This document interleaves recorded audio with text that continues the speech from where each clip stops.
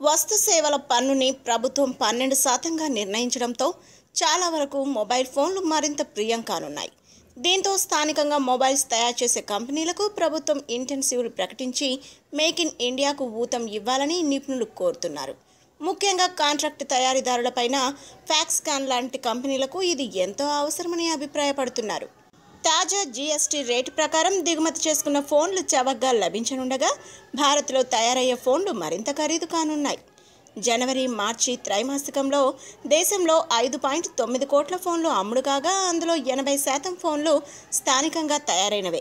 గతేడాది 26.5 కోట్ల ఫోన్లు అమ్ముడుపోగా అందులో 65% స్థానికంగా తయారు చేసినవే కావడం గమనార్హం. దీంతో స్థానికంగా తయారైన ఫోన్లు దిగుమతి చేసుకున్న ఫోన్ల మధ్య వ్యత్యాసం చూపేందుకు మొబైల్ ఫోన్లపై బేసిక్ కస్టమ్ డ్యూటీని విధించాలని ప్రభుత్వం యోచిస్తున్నట్లు సీనియర్ ప్రభుత్వ అధికారి ఒకరు తెలిపారు. అయితే దీనిపై ప్రభుత్వం తుది నిర్ణయం తీసుకోవాల్సి ఉంది. జూలై 1 నుంచే కొత్త జీఎస్టీ విధానం అమల్లోకి రానుండడంతో ఆలోపే ఈ విషయంలో ప్రభుత్వం ఓ నిర్ణయం తీసుకోవాలని తయారీ పరిశ్రమ కోరుతోంది. గురువారం రాత్రి జీఎస్టీ కౌన్సిల్ తీసుకున్న నిర్ణయం ప్రకారం సెల్యులార్, ఇతర వైర్లెస్ నెట్వర్క్ కోసం తయారు చేసే టెలిఫోన్లు విడిభాగాలకు 12% పన్ను రేటు విధించారు. ఫలితంగా భారత్ దిగుమతి చేసుకునే ఫోన్ల ధరలు తగ్గుముఖం పట్టగా స్థానికంగా తయారైన ఫోన్ల రేట్లు పెరుగుతాయని నిపుణులు చెబుతున్నారు. విదేశాల నుంచి దిగుమతి చేసుకుని భారత్లో విక్రయించే ఫోన్ల సుంకం 17% నుంచి 27%గా ఉంది.